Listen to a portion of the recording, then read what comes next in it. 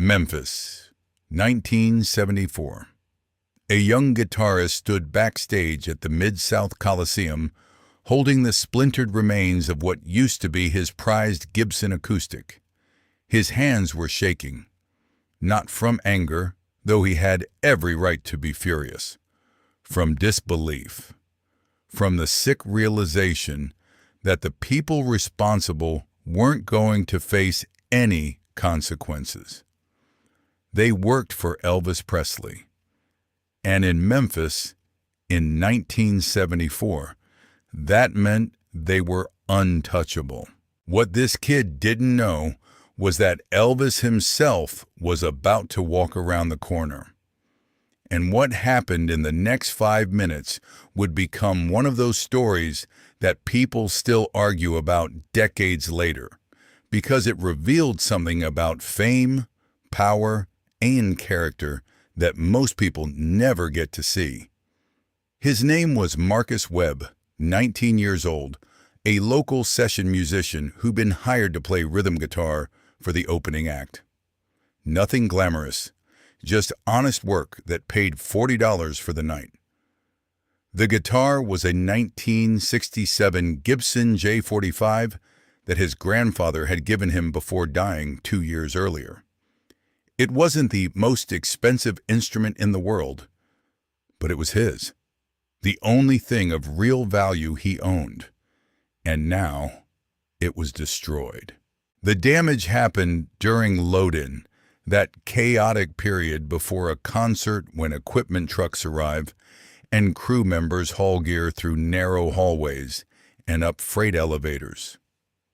Marcus had set his guitar case against a wall, clearly labeled with his name, while he helped carry an amplifier. When he came back 3 minutes later, the case was crushed, completely flattened, as if someone had dropped something incredibly heavy directly on top of it. Inside, the guitar's neck had snapped clean through. The body had a crack running from the sound hole to the bottom edge. Even to someone who knew nothing about instruments, it was obviously beyond repair. Marcus stood there staring at it, unable to process what he was seeing. This wasn't just equipment damage. This was personal history, family legacy, all of it gone. 2 crew members wearing Elvis tour jackets walked past, laughing about something unrelated. Marcus stopped them, asking if they'd seen what happened. They barely glanced at the destroyed guitar. "Stuff gets broken on tour, kid. That's the business. You should have kept it with you." But Marcus had kept it with him. He'd only stepped away for a moment. And the case had been against a wall, out of the main traffic flow. Something specific had happened here. When he pressed further, asking if they knew who might have damaged it, one of the crew members just shrugged. "Could have been anyone. We're moving heavy gear. Things happen." The dismissal in their voices was what hurt almost as much as the broken guitar. Like he didn't matter. Like his property didn't matter. Like a local session kid complaining to Elvis Presley's road crew was so far beneath their concern that they couldn't even pretend to care. They walked away mid-sentence, leaving Marcus standing there with the pieces. He tried finding the tour manager, but security wouldn't let him through. He tried explaining the situation to the venue coordinator, who told him to file an insurance claim, which was meaningless advice since Marcus didn't have insurance on the guitar. He was 19, working gig to gig, barely making rent. Insurance wasn't something he could afford. By the time the opening act finished their set and Marcus had played his 4 songs on a borrowed guitar that felt wrong in his hands, he'd gone through anger into something darker. Resignation. The understanding that some people can destroy your things and face zero consequences simply because of who they work for. It was a hard lesson about how the world actually operates, delivered at exactly the wrong time by exactly the wrong people. He was packing up the borrowed guitar when he heard a voice behind him. "Son, is that your case over there? The broken one?" Marcus turned around. Elvis Presley was standing 6 feet away, still wearing the white jumpsuit from the show, a towel around his neck, looking directly at him. Not past him, not through him, at him. For a moment, Marcus couldn't speak. This was Elvis, the biggest star on the planet, and he was asking about a broken guitar case. "Yes, sir," Marcus finally managed. "That's mine." Elvis walked over to the destroyed case, kneeled down, and opened it carefully. He lifted out the guitar, examining the break in the neck, running his finger along the crack in the body. His face changed. The polite curiosity shifted into something else. Anger, maybe, or recognition. "Who did this?" Elvis asked quietly. Marcus hesitated. Everything in his experience up to this point told him that complaining to the star about his crew was a waste of time at best, career suicide at worst. But something about the way Elvis was holding the broken guitar, the care in his movements, made him answer honestly. "I don't know exactly. It happened during load-in. Your crew said stuff gets broken. That's the business." Elvis looked up at him. "My crew said that to you?" "Yes, sir." Elvis stood slowly, still holding the guitar. "What's your name?" "Marcus Webb." "Marcus, how long have you had this guitar?" "It was my grandfather's. He gave it to me before he passed." Elvis closed his eyes for just a moment, and when he opened them again, there was something different in his expression. A decision had been made. What happened next would depend entirely on what kind of man Elvis Presley actually was when the cameras weren't rolling. Elvis handed the guitar back to Marcus with surprising gentleness, like he was returning something sacred. Then he turned and walked toward his dressing room without a word. Marcus stood frozen, unsure what had just happened. Had he made things worse? Was Elvis angry at him for complaining? But 30 seconds later, Elvis emerged with his tour manager, a thick-set man named Jerry, who looked extremely uncomfortable. Elvis's voice carried across the backstage area, and it wasn't the smooth, crooning voice from the stage. This was different. Harder. "Jerry, I want everyone who touched equipment during load-in assembled here. Right now, not in 5 minutes, now." Jerry started to respond, probably to explain why that wasn't practical, but Elvis cut him off with a look that made further discussion impossible. Within 3 minutes, about 15 crew members were standing in a loose semicircle backstage, confused and clearly nervous. Elvis stood in front of them, still in his sweat-soaked jumpsuit, holding Marcus's broken guitar. "Somebody here broke this young man's guitar," Elvis said, his voice calm but carrying an edge that made everyone pay attention. His grandfather's guitar, and when he asked about it, he was told that's just the business. That stuff happens. The crew shifted uncomfortably. A few looked at their shoes. Nobody spoke. "I've been in this business 22 years, Elvis continued. "Started when I was younger than this kid is now. And you know what I learned?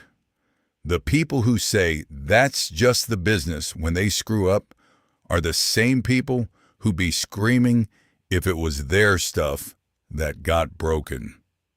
One of the crew members, a guy in his 30s with a beard, cleared his throat. "Elvis, We move a lot of gear every night. Sometimes you get careless, Elvis interrupted. Sometimes you forget that other people's property matters just as much as mine does. Maybe more because this kid doesn't have a warehouse full of backup guitars. He has this one, had this one. The silence that followed was heavy. Marcus felt like he should say something, defuse the tension, but he couldn't find words. Elvis wasn't finished anyway. "Here's what's going to happen," Elvis said, his voice dropping lower, more dangerous. "Whoever broke this is going to own up to it, right now. Because if nobody speaks up, I'm holding all of you responsible." More silence. Then finally a younger crew member near the back raised his hand slightly. "It might have been me. I was moving cases fast, trying to clear space. I didn't mean to drop it." Elvis walked over to him. The kid looked terrified, probably expecting to be fired on the spot. Instead, Elvis put his hand on the guy's shoulder. "Thank you for being honest," Elvis said. "That takes courage. Now tell me, did you know there was a guitar in that case when you dropped it?" "I mean, I assumed, but I was in a hurry." "We always are," Elvis nodded slowly. "And when this young man came asking about it, who told him that stuff just happens?"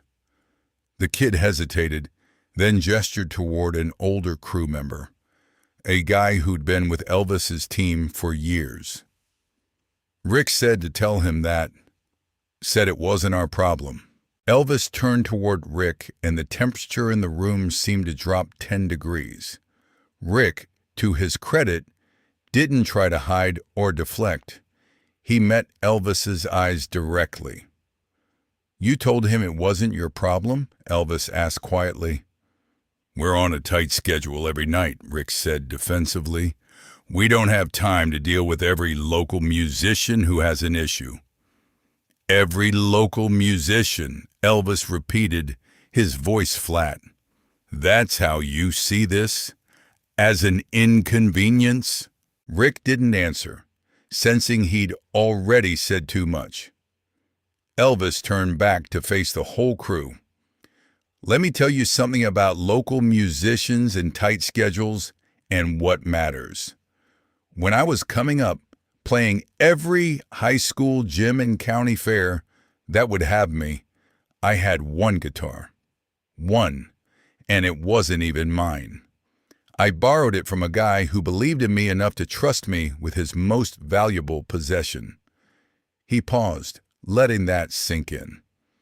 If someone had broken that guitar and told me it wasn't their problem, it would have ended my career before it started.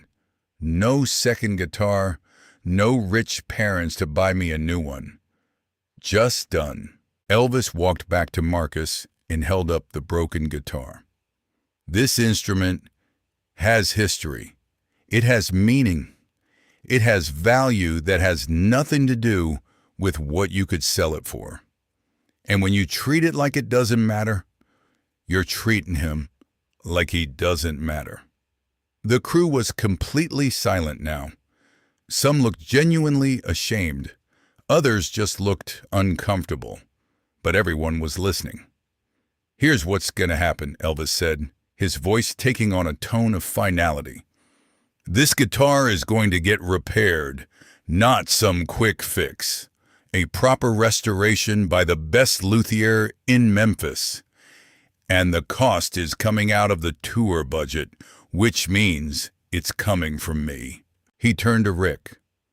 "And you're going to personally oversee making sure it gets done right. You're going to take it to the repair shop yourself, you're going to check on the progress, and you're going to hand-deliver it back to Marcus when it's finished. Consider it your opportunity to remember that everyone's property matters, not just mine." Rick nodded, looking like he'd swallowed something bitter, but knew better than to argue. Elvis handed the guitar to Rick with exaggerated care, making the point obvious. Then he turned back to Marcus. "Give Rick your contact information. You'll have your grandfather's guitar back. Better than it was before. That's my promise." Marcus managed to stammer out a thank you, but Elvis waved it off. "Don't thank me. I'm just doing what should have been done from the start." He looked back at his crew one more time. "Dismissed. And remember this, next time you're in a hurry." The crew dispersed quickly, most of them avoiding eye contact as they filed out. But Elvis wasn't finished. He called after them, his voice sharp enough to stop everyone mid-step. "Actually, hold on. Come back." They turned, uncertainty written across their faces. Elvis stood in the center of the loading area, arms crossed, looking at each person individually. "I want to know something. How many of you have been doing this long enough to remember when we actually cared about people?" Nobody answered. The question hung in the air like smoke, because somewhere along the way, we stopped being human beings and started being a machine. Load in, load out, next city, next venue, next show. Efficiency over everything. Schedules over souls. He picked up a random equipment case and tapped it. "This case gets handled carefully because it's mine, because it's expensive, because replacing it would be inconvenient." He set it down. "But a young musician's guitar? That gets shoved aside because it doesn't belong to anyone who matters." Elvis walked slowly through the group, his presence commanding despite his obvious exhaustion. "You know what the problem is? We've built a system that treats people like they're disposable, like kindness is something we can't afford because we're too busy, too important, too scheduled." Joe Esposito, who'd been watching from the side, stepped forward carefully. "Elvis, maybe we should what, Joe? Get to the hotel? Get some rest? Keep the machine running smoothly?" Elvis's tone wasn't angry now. It was sad. "That's exactly what I'm talking about. We're so focused on keeping things moving that we forget why we're moving in the first place." He turned back to the crew. "I perform for people, not for venues or promoters or ticket sales, for people. And if the people around me forget that, if they start thinking some people matter more than others based on how much money they have or whose payroll they're on, then we've already lost."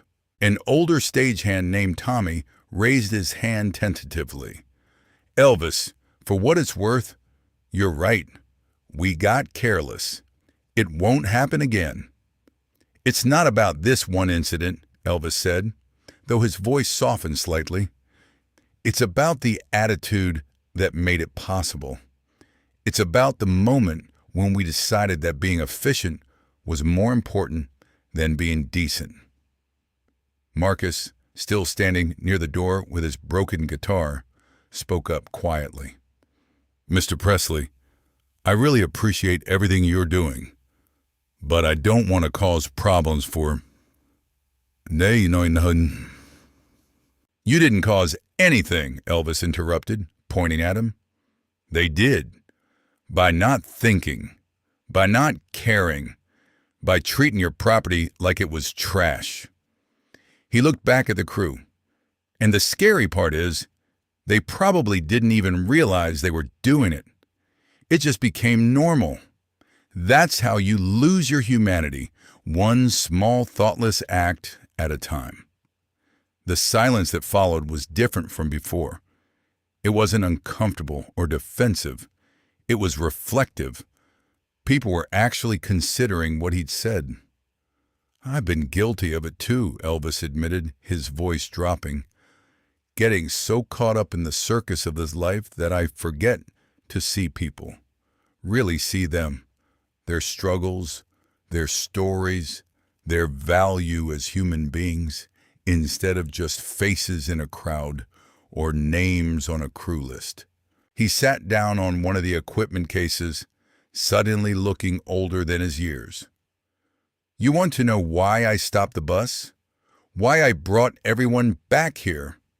It's not just about the guitar. It's because if we let this slide, if we just move on and forget about it, we become the kind of people I never wanted to be. The kind who thinks success gives us permission to stop caring. Jerry Schilling, another member of Elvis's inner circle, had been listening from the doorway. He stepped forward now. He's right. We've all felt it. The way this lifestyle grinds you down makes you hard. Makes you forget why we got into music in the first place. Music is supposed to connect people, Elvis said, looking up at Jerry and then at the crew. Not divide them into categories of who matters and who doesn't. Every person who loves music, who plays music, who dedicates their life to it, they're part of the same family. And you don't treat family like their stuff is disposable. Rick, who'd been standing silently with Marcus's guitar, finally spoke. I hear you, Elvis, and you're right. I got so focused on keeping us on schedule that I stopped thinking about the people we affect along the way. It won't happen again, not on my watch. Good, Elvis said, standing up, because this tour isn't just about me performing. It's about everyone involved remembering that we're in the business of making people happy, not just making money. And that starts with how we treat each other. He walked over to Marcus one more time. Your grandfather would be proud of you for standing up and asking for what's right. Don't ever let anyone make you feel like you're not important enough to matter. You are. Everyone is. Marcus nodded, tears visible in his eyes again. But this time they seemed different. Less from pain, more from being truly seen. Elvis turned to his road manager. Joe, add an extra hour to our load-in time for every venue from here on out. I don't care if it makes things tight. We're going to do this right, even if it means we have to adjust. You got it, Joe said without hesitation. And one more thing, Elvis added, addressing the entire group again. From now on, if anyone has a problem, a real problem, I want to hear about it directly. No more filtering. No more deciding what's worth my attention. Let me decide what matters. The crew dispersed slowly, each person processing what they'd witnessed. But Marcus stayed behind, still holding his grandfather's guitar like it was the most precious thing in the world, which to him it was. Elvis noticed he hadn't left. You okay, son? Marcus hesitated, then words came tumbling out. I've been working these tours for 3 years. 3 years of being invisible, of watching equipment get treated better than people, of biting my tongue when roadies would throw instruments around like garbage because nobody was watching. Tonight was the first time anyone with real power actually gave a damn. That's not right, Elvis said quietly. How did it get this bad? It happened gradually, Marcus explained. Started with little things. Rushing through setups to save time, cutting corners on equipment care. Then it became normal, expected. If you complained, you were soft. If you asked for basic respect, you were difficult. He looked down at his guitar. I almost quit last month, but I need this job. My mom's medical bills, they're crushing us. So I stayed quiet and took it. Elvis felt something shift inside him. This wasn't just about one guitar or one crew member anymore. This was systemic. How many others feel this way? Most of the local crews, Marcus said. We're all replaceable. That's what we're told. Don't like the conditions? There's 50 guys lined up who'll take your spot. So we smile, we hustle, and we pretend it doesn't hurt when our work is treated like it doesn't matter. The weight of that reality settled over Elvis like a heavy coat. He'd been so insulated by fame, surrounded by his Memphis mafia, living in his own world. Meanwhile, the foundation that made his tours possible was crumbling from neglect and disrespect. That changes tonight, Elvis said firmly. I mean it. I'm going to make some calls. Some real changes are coming. Marcus looked skeptical, not disrespectful, just tired. With respect, Mr. Presley, I've heard promises before. From other artists, other managers. Things are good for a week, maybe two. Then everyone forgets and it goes back to how it was. I'm not other artists, Elvis said. But even as he said it, he wondered if that was true. How many times had he made promises he didn't keep? How many people had believed in his word only to be disappointed? Marcus seemed to sense his uncertainty. Look, what you did tonight, stopping the bus, getting my guitar back, that meant everything to me. I'll remember it forever. But the industry is bigger than one person's kindness. The machine keeps grinding whether you're watching or not. Then we change the machine, Elvis said, though he wasn't sure how. We start here, with this tour. We set a new standard. We show everyone there's a better way. You really believe that's possible? Elvis thought about that question. Did he? Or was he just saying what sounded good in the moment? He looked at Marcus, really looked at him. Saw a young man who loved music enough to endure terrible conditions, who valued his grandfather's memory more than his own comfort, who had the courage to speak up, knowing it might cost him everything. Yeah, Elvis said slowly, I do believe it's possible. Because if we don't try, if we just accept that this is how things have to be, then what's the point? What's the point of success if it's built on treating people like they're disposable? Marcus's expression softened. My grandfather used to say music was the one language everyone spoke. He said when you play from the heart, it doesn't matter where you're from or what you look like. The music connects you. He was right, Elvis said. But somewhere along the way, we forgot that. We turned it into a business instead of a calling. We started measuring success by ticket sales instead of lives touched. You sound like you're carrying something heavy, Marcus observed. Elvis laughed, but it was hollow. Kid, I'm carrying a lot. The weight of being Elvis Presley, it's not what people think. Everyone wants a piece of you. Everyone has expectations.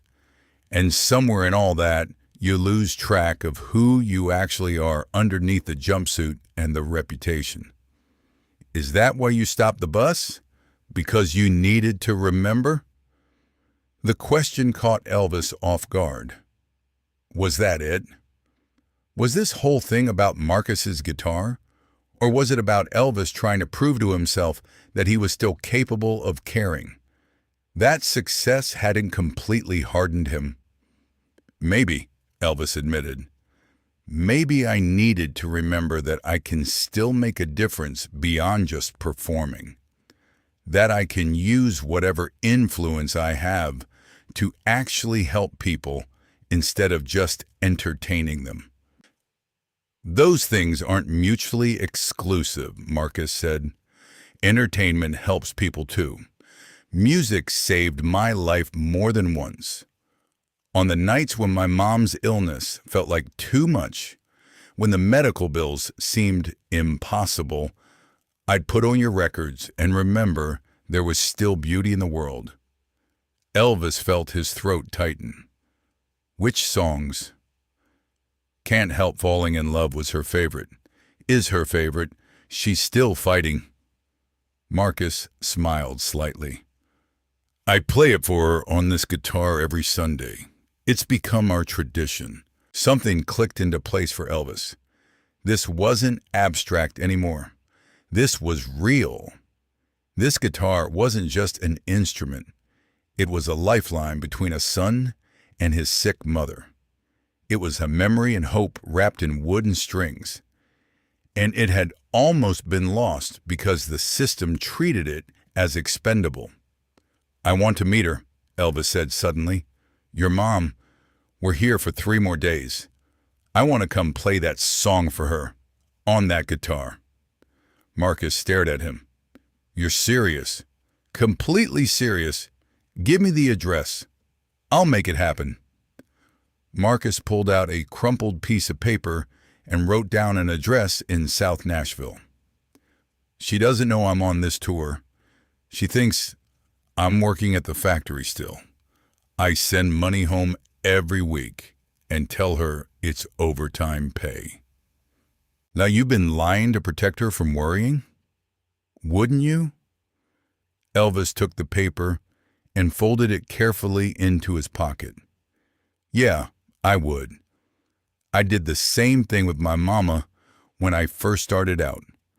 Told her everything was fine, even when I was eating nothing but peanut butter sandwiches and sleeping in my car.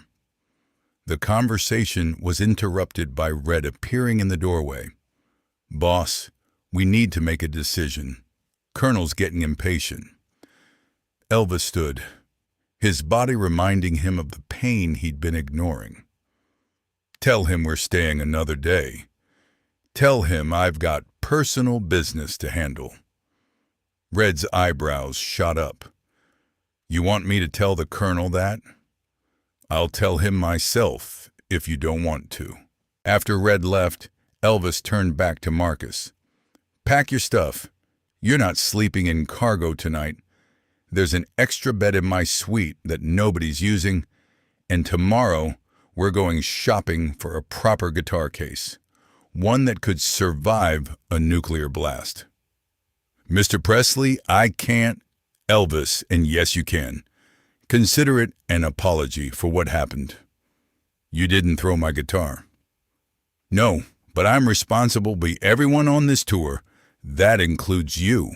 That includes making sure something like this never happens again.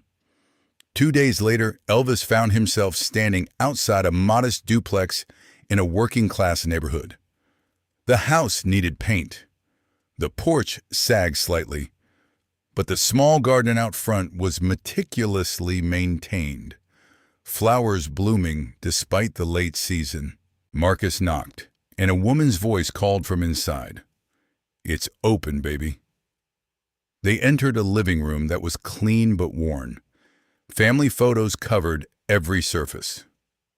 A hospital bed had been set up near the window where morning light streamed in. In that bed, propped up by pillows, was a woman who couldn't have been more than 50, but looked older. Her skin had that translucent quality illness brings, but her eyes were sharp, alive.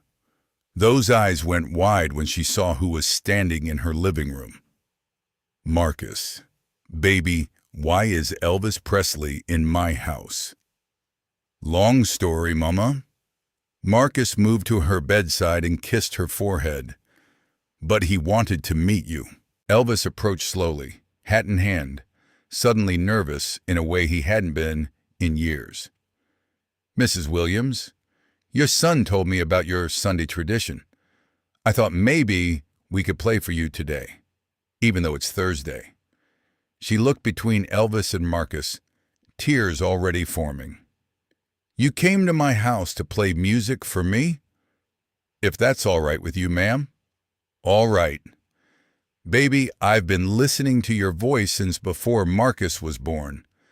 I used to dance to Hound Dog in this very room when I could still dance. Marcus pulled out his guitar, the one that had caused so much trouble, now safe in a case that he'd cost more than he made in 6 months.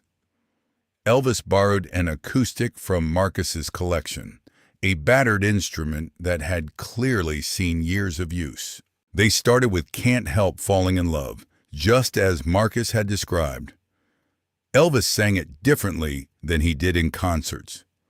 Softer, more intimate, like it was meant only for this room, this moment, this woman who was fighting for every breath.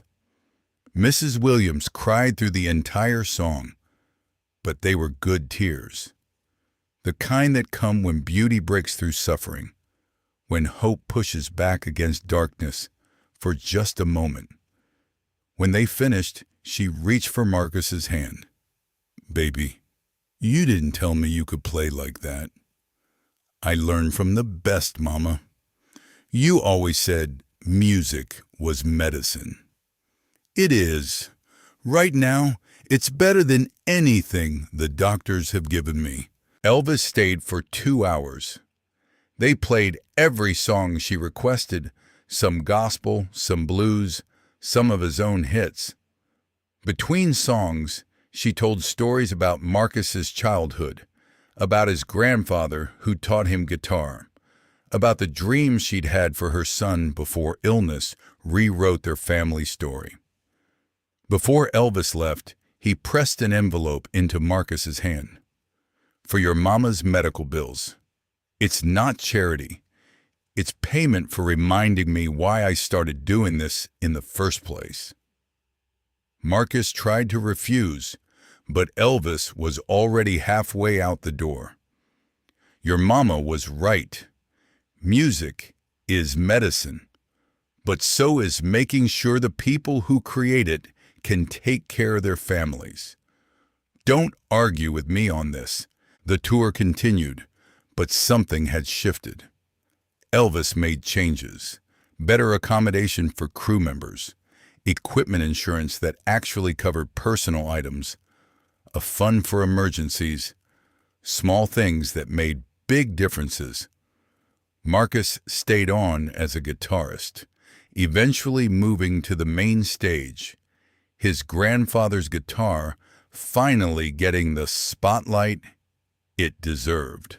Years later, after everything that happened, after Elvis was gone, and the legend had grown larger than the man ever was, Marcus would tell this story about the night his guitar got destroyed and how Elvis Presley stopped an entire tour to make it right.